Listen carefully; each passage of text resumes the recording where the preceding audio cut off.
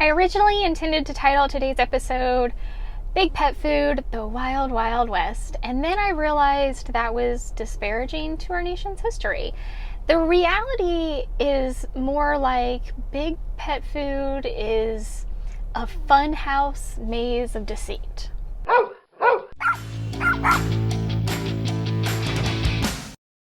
Have you tried training methods that just didn't work? Do you feel that your pet is not getting his or her nutritional needs met? Are illnesses and bad behavior your daily norm? You're going to want to join me on the Pet Parenting Reset, where you'll hear interesting and informative interviews and get solutions to all your pet problems. I'm your host, Jessica L. Fisher.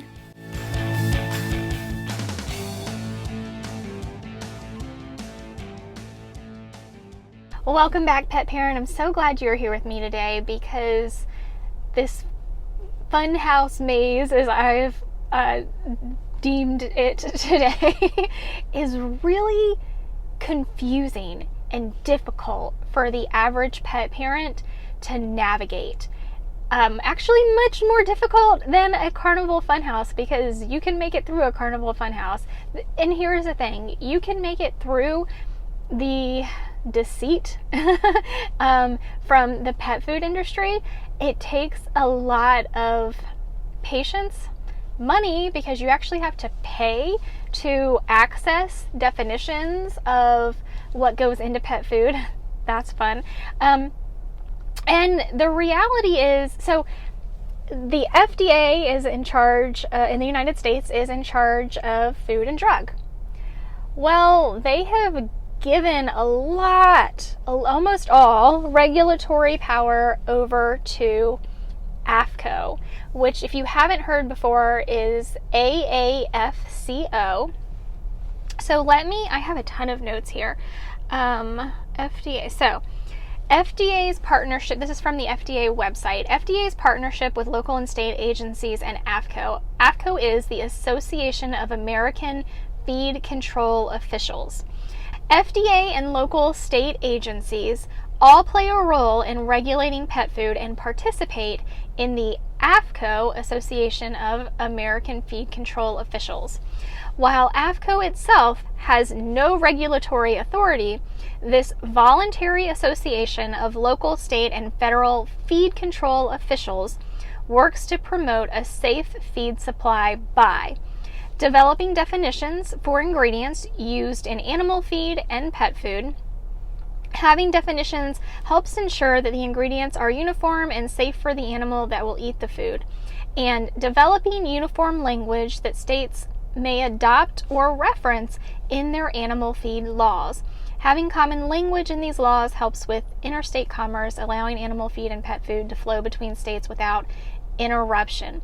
FDA staff serve on AAFCO's Board of Directors, Pet Food Committee, and other committees. FDA staff also act as scientific resources for AAFCO and local and state feed control officials. By helping FDA's limited resources go farther and be used more efficiently, these partnerships are vital to effectively regulating pet food and ensuring safe food for animals. So basically, there's a lot of, you handle this. No, this is your responsibility. No, you handle this. No, this is your responsibility.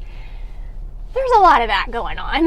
And here's something that, now that I've kind of given you a brief description of what AAFCO is, this whole partnership between Big Pet Food, the FDA, and AAFCO is so shady that M&M should sue. It's shady AF, guys. So I have a ton of notes here because there was so much that I want to tell you about how shady Big Pet Food is, that I do want you to know that at the end of today's episode, I'm going to get a pen and paper ready. I want you to get a pen and paper ready, because at the end of today's episode, I'm going to give you a list of words to look for on pet food labels and the meanings of those words, so you can better understand, because the words used on pet food labels do not mean the same thing they typically mean in the English language. I told you that was shady. Now, we've talked in the past about ingredient quality. We've talked about, or lack thereof. We've talked about the salt divide. And so just a brief recap so that I'm not getting too much into detail. The quality of ingredients that are going into your pet's food is generally subpar unless you are specifically buying a food that is labeled as human grade. You're not getting the same quality of food that you buy for yourself unless you are buying human grade, which is pretty rare in the pet food industry. So there are a lot, even if they started with a quality ingredient, the high heat processing and the rendering processes that pet food uses, most pet food companies, not all, but most, and when I say not all, I'm talking about the fresh food companies in general. Some might, but not all, will use these rendering processes. So let me describe to you kind of what this is. This is from Dr. Karen Becker. The following is a description of the type of raw product pet food renderers deal in from a 2004 report to Congress. Renderers annually convert 47 billion pounds or more of raw animal materials into approximately 18 billion pounds of products.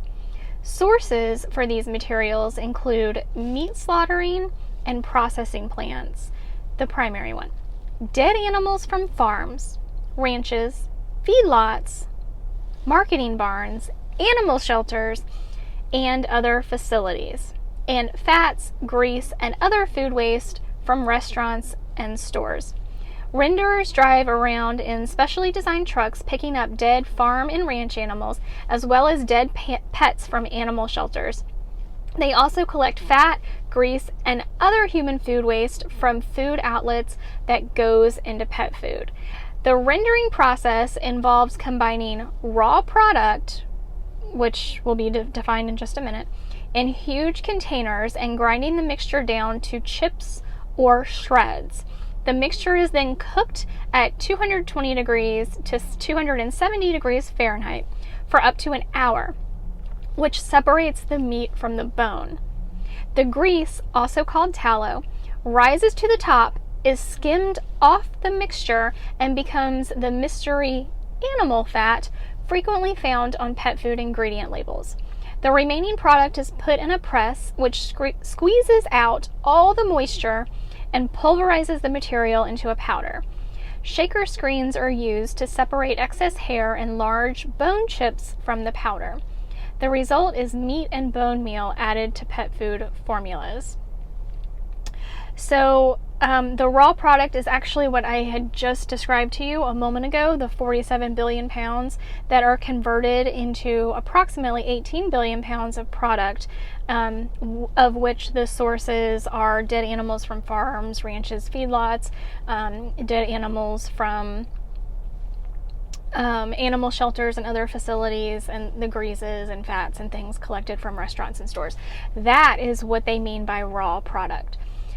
So that is, in a nutshell, the rendering process. And most pet foods, when we are thinking about kibble product, the dry, shelf-stable, which is a whole other issue, product that most people are feeding to their pets, go through 3 to 4 of these rendering processes, high heat rendering processes.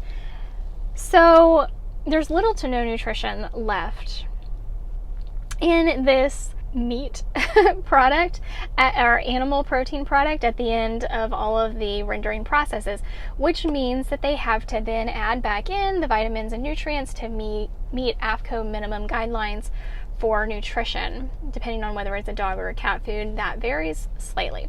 So they have to add back in vitamins and minerals. Most pet food companies do this with synthetic vitamins and minerals called a premix, of which the overwhelming majority, over 90%, is made in China. Now, that's not necessarily an issue. For me, it's an issue, but for you, it may not be an issue, and that's okay.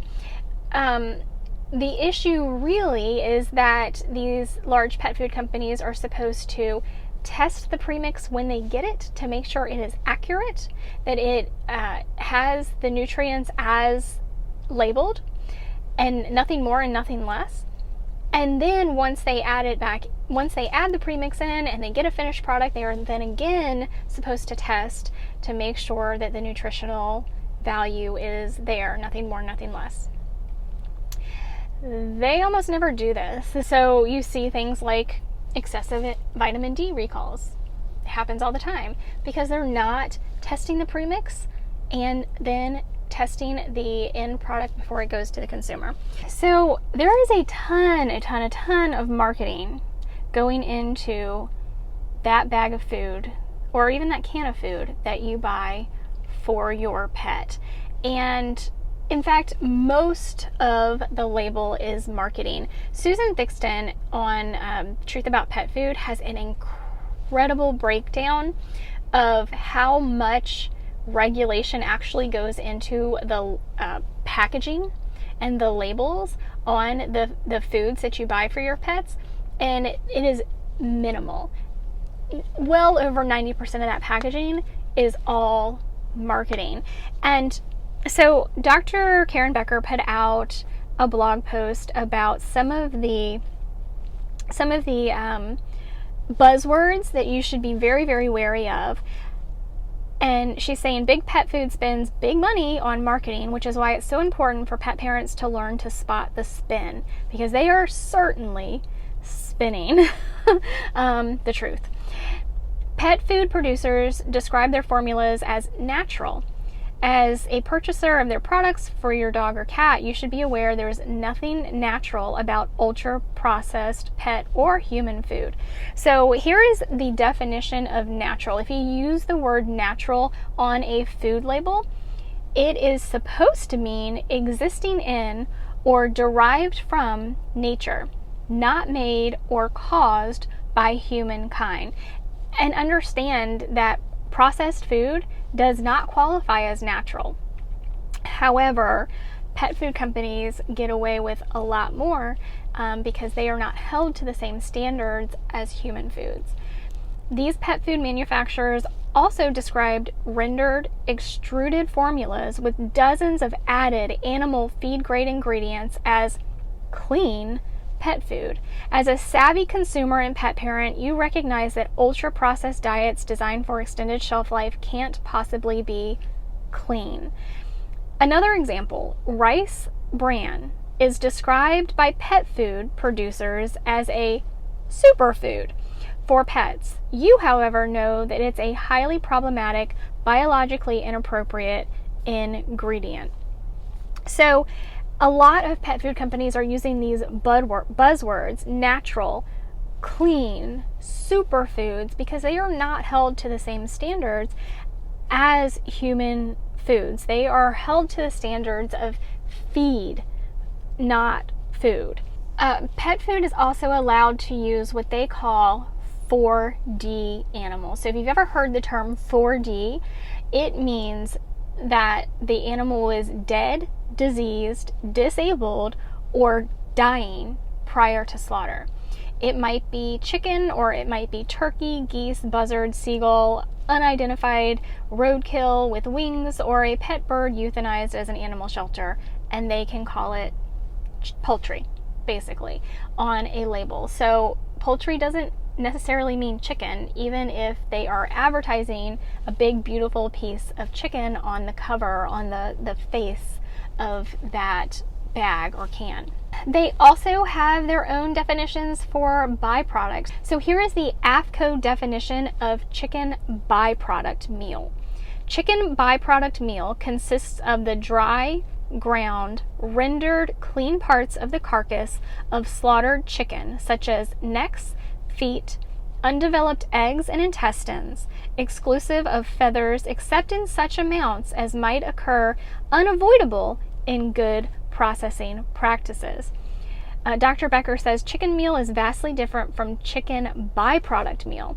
The distinction between good decent pet food ingredients and poor ingredients is a crucially important one. Trying to decipher an ingredient label to determine the quality of a pet food is challenging, to say the least.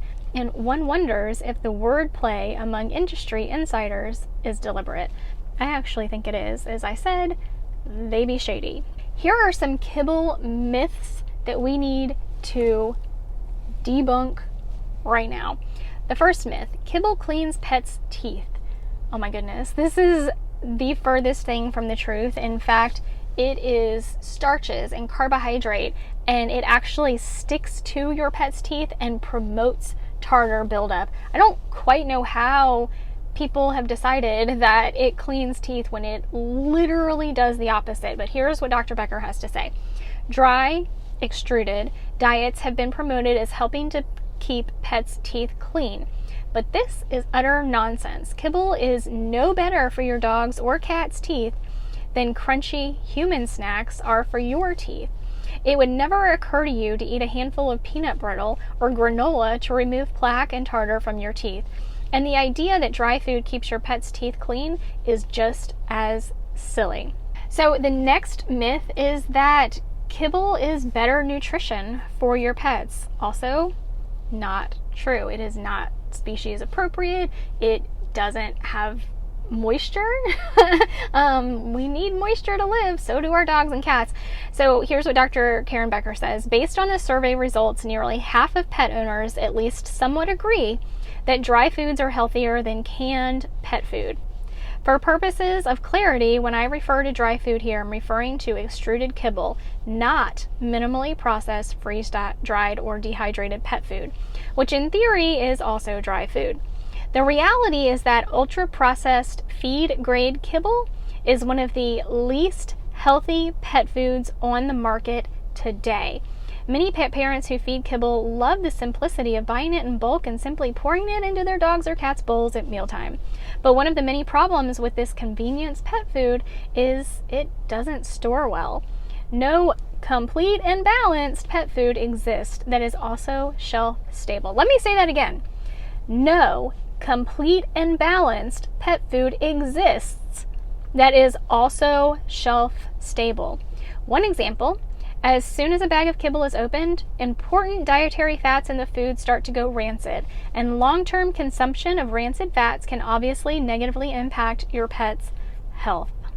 This is one of the things that I talk to my in-home clients about all the time, because when I ask them inevitably what they're feeding, they go in their pantry and they pull out this giant bag that is open and not stored in anything else. It's just an open bag on the floor in the pantry of kibble, and I'm like, do you like eating rancid fats? Because your pet doesn't either.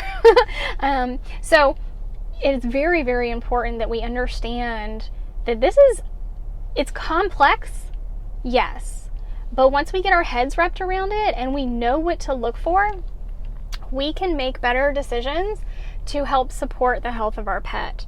I do want to read you a little bit more in this particular blog post from Dr. Karen Becker. More problems with kibble. The majority of dry pet food is a blend of poor quality meats, agricultural leftovers, byproducts of the human food industry, and synthetic vitamins and minerals. In addition, most kibble contains a large amount of high glycemic corn, wheat, rice, or potato, grains and starches that offset crucial nutrients found in fresh meat and create metabolically stressful insulin, glucagon, and cortisol spikes throughout the day. In fact, many popular grain-free diets have a higher glycemic index than regular kibble due to the excessive amounts of starchy ingredients such as potatoes, peas, lentils, and tapioca used in the formulas. As we know, carbs break down into sugar, which fuels degenerative conditions such as diabetes, obesity, and cancer. To make matters worse, the poor quality proteins and fats used in most kibble, when processed at high temperatures, create cancerous byproducts, including advanced glycation end products, which we call AGEs, advanced glycation end products, and advanced lipoxidation end products, ALEs, that have been linked to early aging and a myriad of serious and common degenerative conditions. The meat that goes into extruded pet food is put through at least 4 high temperature cooking processes, leaving the digestibility, absorbability, and overall amino acid content highly questionable. I want to move on to something else on the packaging of your foods. There are nutrient profiles that AAFCO has deemed required for dog food and cat food, and they state what nutrients dog food needs, what nutrients cat food needs, and the levels of each that are required to meet AAFCO minimum guidelines. Now, when you pick up a bag of food or a can of food, there is going to be something called a guaranteed analysis on the back of that label. And what's really, really important to know is that a guaranteed analysis is not a nutrition analysis or a nutritional analysis. So if you are doing your research and you are contacting pet food companies to find out specifically what that food tests for in nutritional value, and they refer you to the guaranteed analysis on that bag of food or that can of food, they are avoiding, and they are expecting you to not know the difference, because a nutritional analysis is something very different that if you call and ask them for it, they should be providing to you. It means that they have sent their food off to a third-party laboratory, had it tested to make sure it meets the minimum standards that AAFCO requires. The nutritional analysis is something that, while these companies should be doing it and should be able to provide to you, if they are not willing, or if they try to skirt the question and say, oh, it's listed there on the bag, that is not the same thing. Just because that guaranteed analysis is on the bag doesn't mean that that's exactly what is in that bag of food. Only the nutritional analysis can tell you that. And if they won't provide it to you or expect you to accept the guaranteed analysis as the nutritional analysis, it's because they either don't want to provide it to you because it doesn't make them look good, they haven't done what they're supposed to do, that food isn't what it's supposed to be, or they just think you're dumb and they are trying to blow you off. So this is a statement from Susan Thixton at Truth About Pet Food, and if you haven't subscribed to Truth About Pet Food, or if you've never heard of Susan Thixton, let me tell you, she is the #1 advocate for your pet in the pet food world. Like, #1. And Truth About Pet Food should be on everyone's radar. We should all know this. We should all be following this if we have a pet. This particular blog post, which is incredibly detailed and in-depth about showing you what is actually regulated on a pet food label and what isn't, because over 90% is marketing and not actually true to what's in that bag. She says, regulatory authorities do not regularly validate that the listed manufacturer actually manufactured the brand. They do not regularly validate the weight of the product. They do not regularly validate the pet food actually meets the claimed nutrient profile. They do not regularly validate the ingredients stated on the label are actually included in the pet food. And they do not validate that the recommended feeding directions adequately provide a pet with the proper levels of nutrients. And, significantly, none of the marketing claims of any pet food is ever validated by regulatory authorities. To me, that's pretty strong. That's strong. And I find it to also be very, very true. What I also want you to know, pet food also uses a lot of plant protein to supplement the fact that there isn't adequate animal protein in the diet, which is not only a shame, but I think a huge injustice. If you haven't listened to my previous podcast episode about the carnivore in your home, I hope you go back and listen to that, because it is vitally crucial that our dog and cat receive animal protein as the majority of their diets.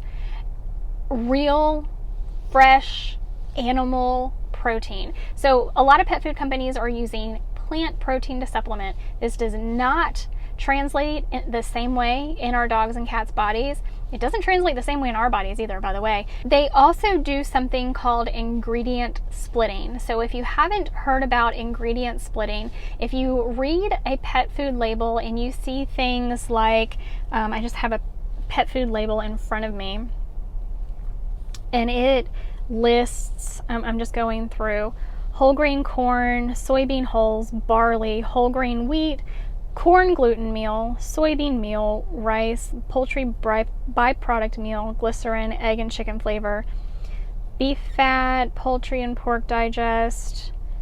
I'm looking to see if it, so corn is on here twice. They have whole grain corn, and then they have corn gluten meal. You might also see pea protein and then pea whey. You might see wheat in a number of ways. You might see rice in a number of ways.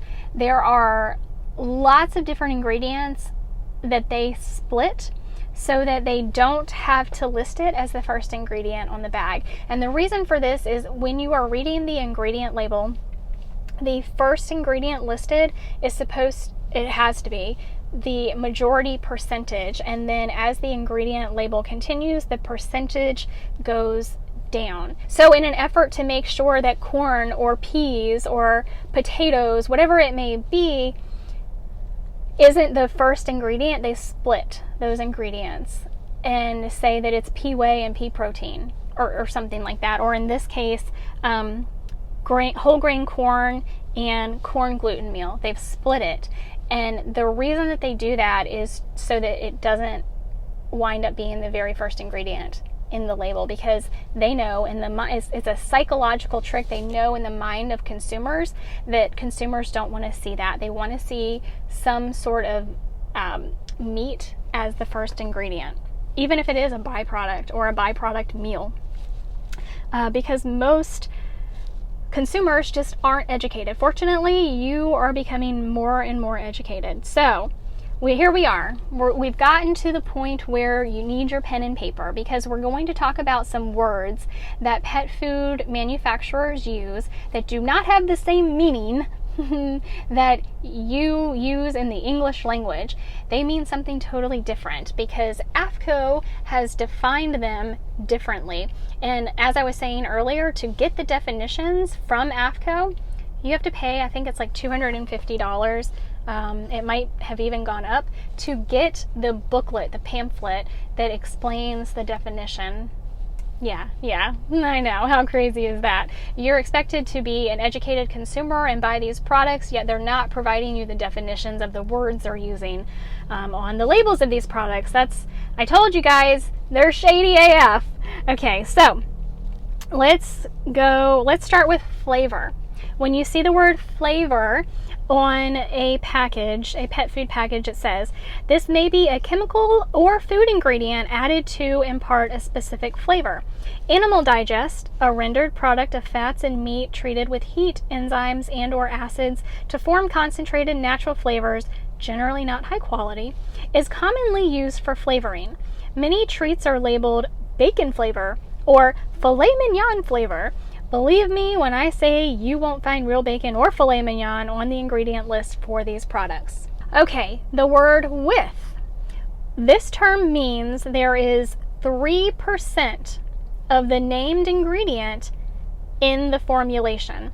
For instance, with chicken means the percentage of chicken in the formula must equal 3%.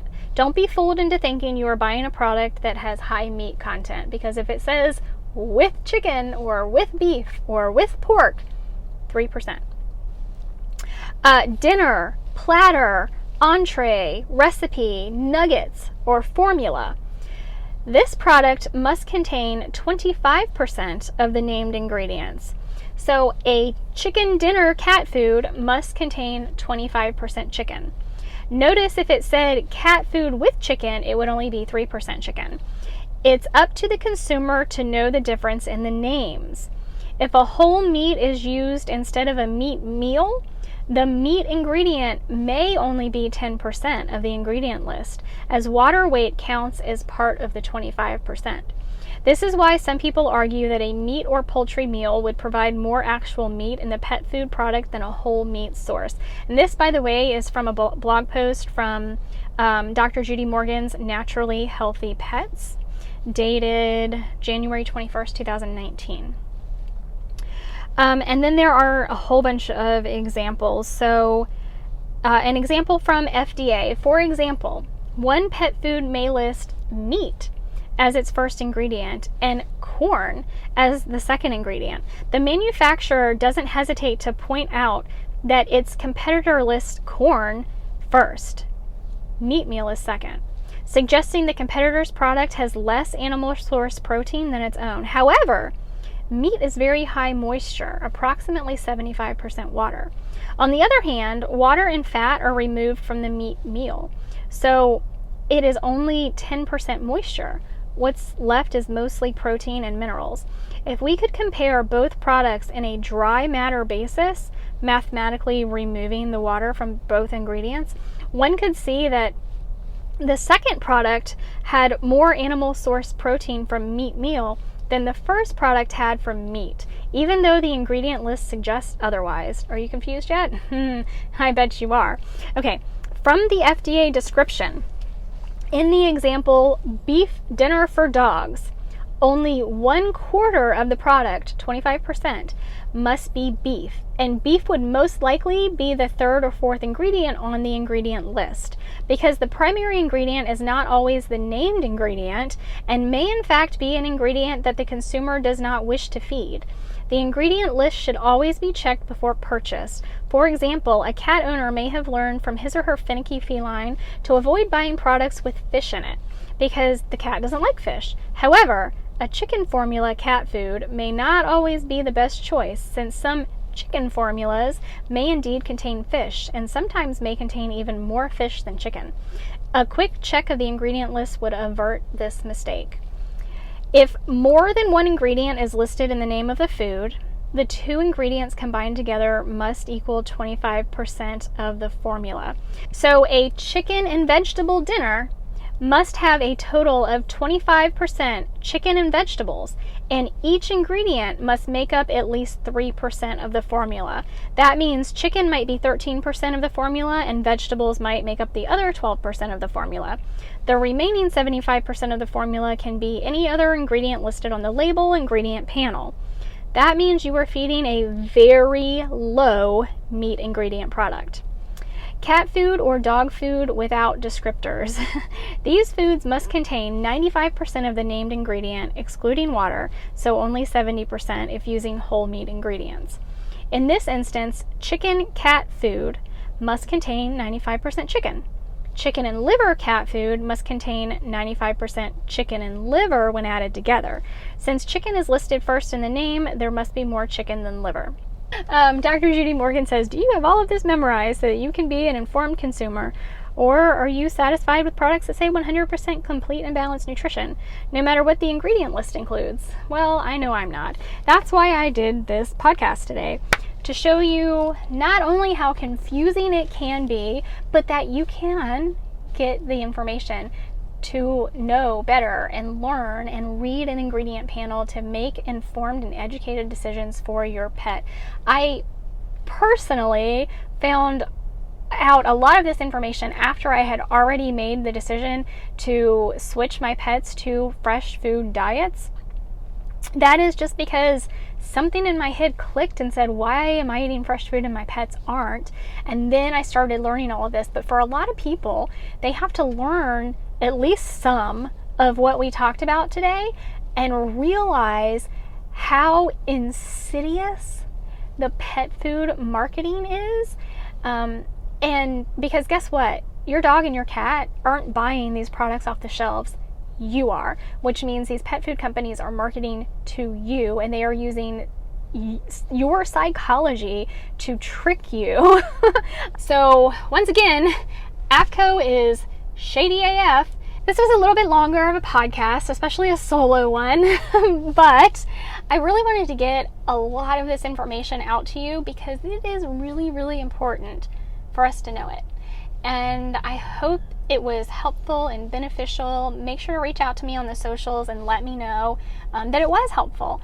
And I really appreciate you being here. If you haven't already joined the Patreon family, I hope you do so.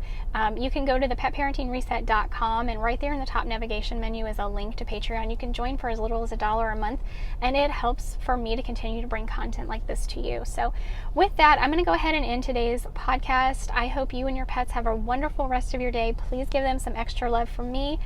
Until next time, bye guys.